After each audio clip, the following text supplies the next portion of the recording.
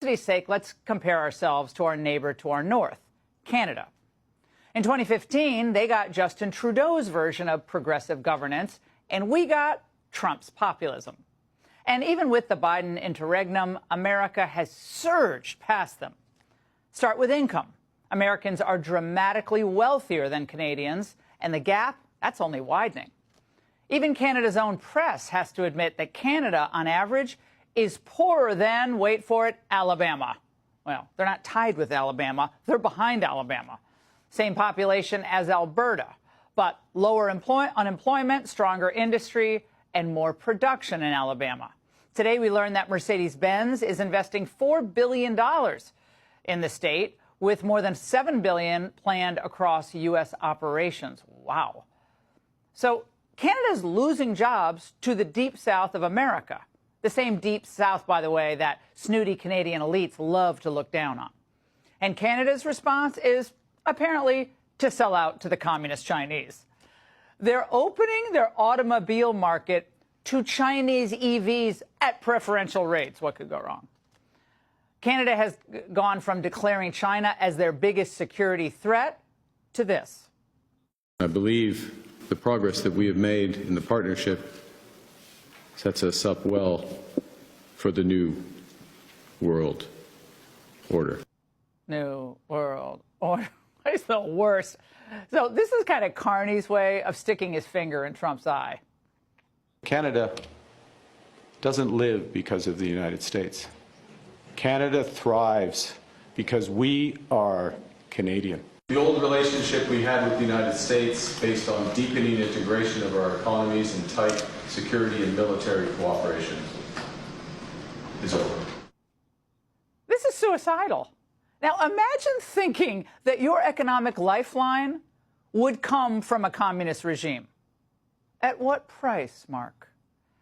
But Canada also has a literal death wish. They're killing off their undesirables. Of course, they're not alone in the euthanasia market. Spain should be ashamed of itself as well. These are not policies, by the way, of a hopeful, culturally vibrant, spiritually intact society. Of course, if you disagree with any of this, you think it's demonic, you better watch your step, though, because you might find yourself at odds with the Canadian Human Rights Commission. Remember how Pretty Boy Trudeau treated the Canadian truckers? They were punished for their activism until a court stepped in and reversed Trudeau's harsh move as illegal. And while we all laugh at the silly land acknowledgements in the United States, I'm standing on stolen land kind of thing, in Canada, it's become so important to them that they're even talking like the King of England did, well, when he was speaking to Parliament. I would like to acknowledge that we are gathered on the unceded territory of the Algonquin and the Shinabeg people. This land acknowledgement is a recognition of shared history as a nation. But those land acknowledgements aren't just virtue signaling. It could turn into land seizures. Canada is signing an agreement with a Musqueam Indian band recognizing their territorial rights, while one law professor is telling the CBC News that this doesn't involve the transfer of private property. People in Canada are on edge big time that eventually it's going to come to that. I wouldn't doubt it for a second.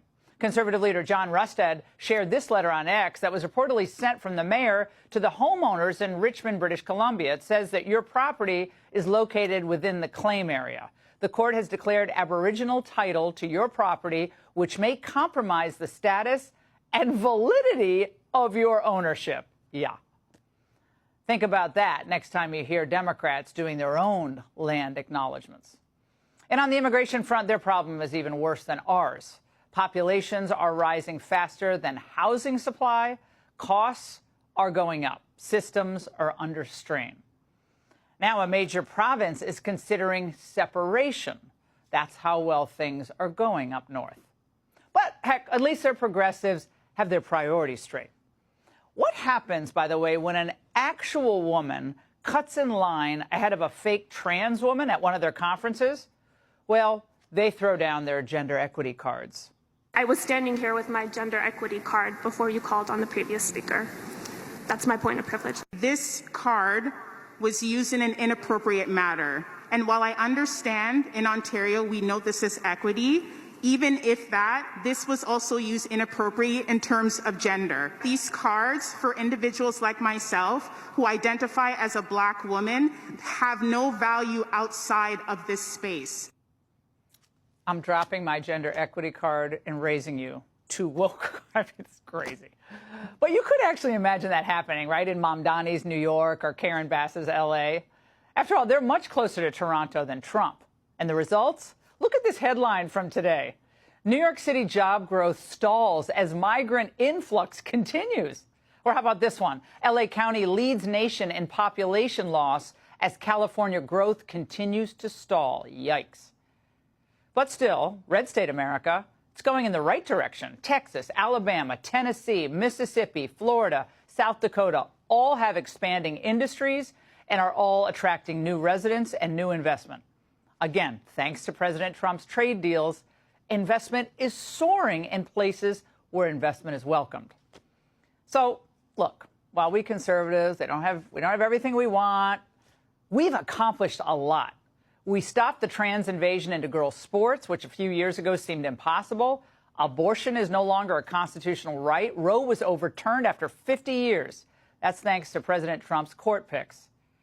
So, in sum, enough of the pessimism. I can't take it anymore. If you love freedom, if you love opportunity, the American way is the only way forward. So pray for victory in Iran, pray for our military, pray for peace and healing everywhere.